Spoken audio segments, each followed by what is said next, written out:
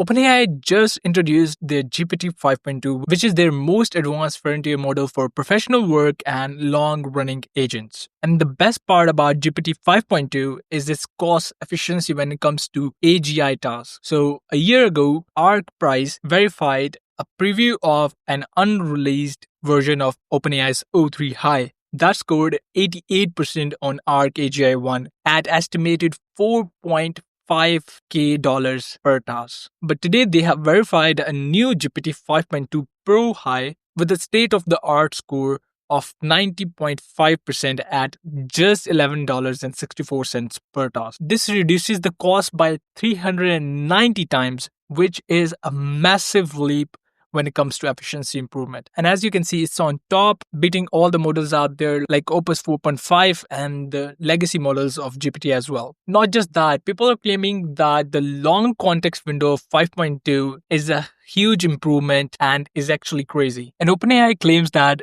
GPT 5.2 sets a new state of the art across many benchmarks. And we can see the benchmarks right here. So you can see the knowledge work task, GDP valuation, it jumped from 38.8% to 70.9%. With the software engineering benchmark, we had a 5% leap, which is quite good. But something that actually amazes me is that it scored 100% on AMI 2025, which is actually a math competition benchmark with no tools, and it's on 100% right now there. Another crazy benchmark is the Arc AGI 2 abstract reasoning, and it jumped from 17% to 52.9%.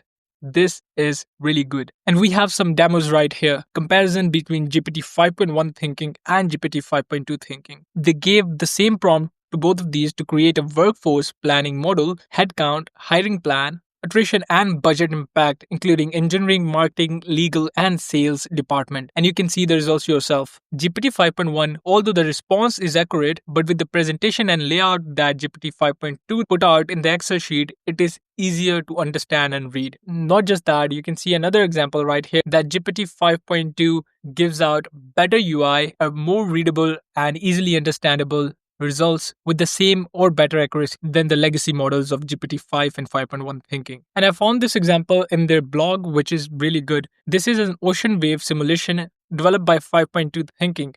And you can change the wind speed right here. You can see the change in the waves, as well as the wave height and the lightning as well. So you can shift the light, the waves, and the wind speed.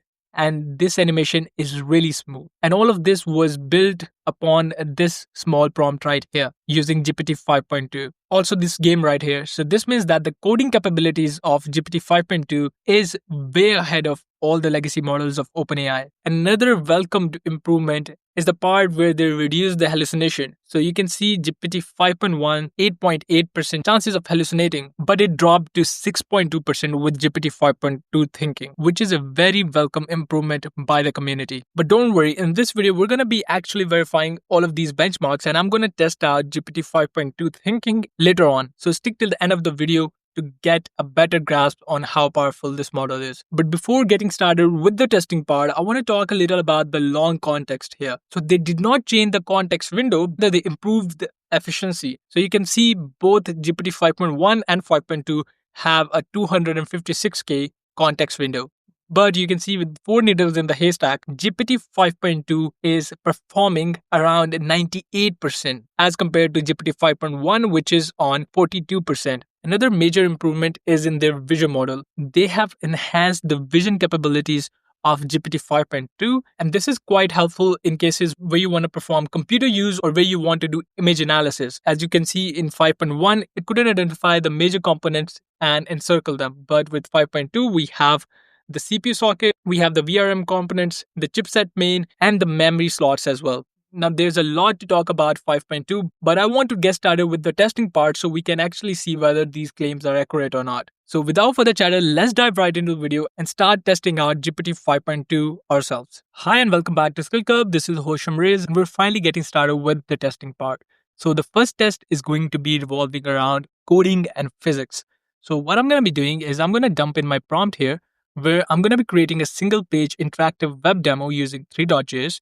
And in this, we're going to have our classic 3D hexagonal platform at the center with multiple metallic balls, realistic gravity, basic physics, and soft shadows enabled. At least one directional light and one ambient light. So we're going to add lights, camera, physics, and 3D aspects in the same test. And at the end, do not forget to mention this. Do not skip implementation steps or details. This way you will get a complete step-by-step guide of how you're gonna implement all of this. So I'm just gonna go ahead and hit enter, and I'm just gonna change this to thinking, because as for me, I think thinking models are better at coding as compared to the instant ones, because instant ones are good for instant or generalized answers. And there you go, we have a one-shot result of this hexagonal classical wheel. And I can actually interact with it. This is transparent and I can see the balls and the physics. So the balls are rolling down as the hexagonal wheel actually moves. This looks really good.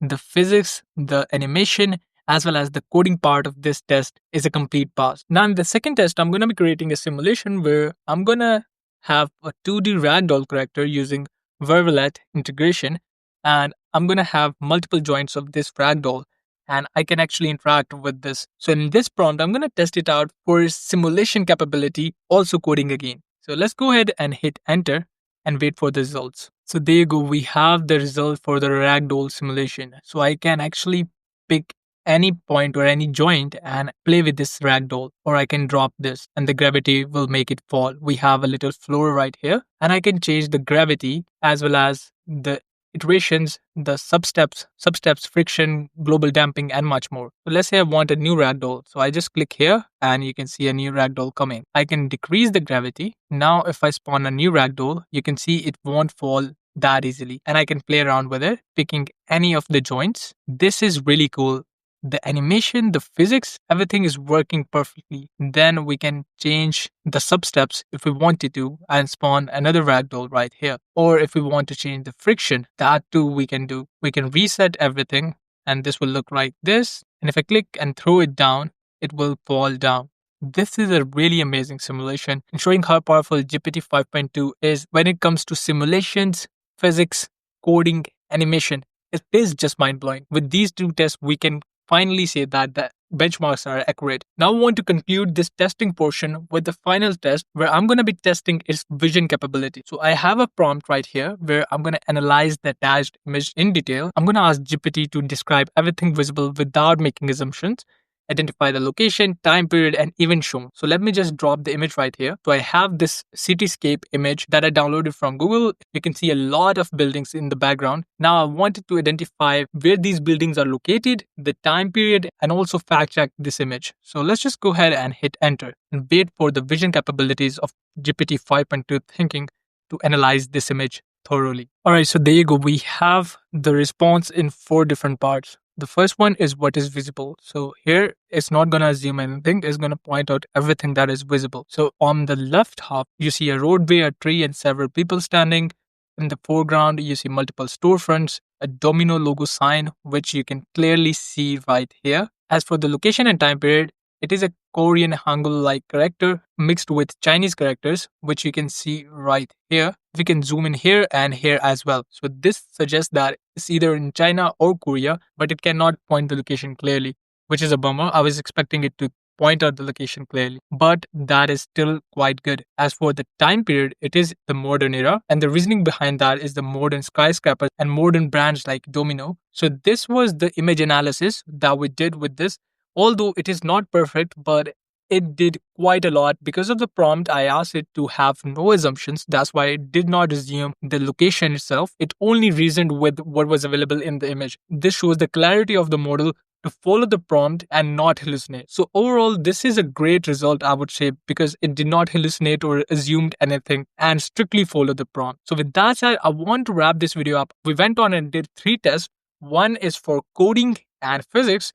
The other one is for animation, coding, physics, and the last one was for the image analysis, because in their blog post, they have claimed that 5.2 has better image analysis, which is clear now. With that said, let's wrap this video up. Now it's time for my honest review. I think GPT 5.2 is a state of the art model and might as well be the top dog in the coding model industry right now. Also, if you want me to develop an end-to-end project using GPT 5.2, do let me know in the comments below and I will be happy to make that video for you guys. With that said, let's wrap this video up. I hope this video was insightful. If you found this video helpful, hit that like button, share your thoughts or experiences in the comments below. Ring the notification bell to never miss out on our daily updates. Thanks for watching and we'll see you in the next video. Till then, stay curious and keep exploring.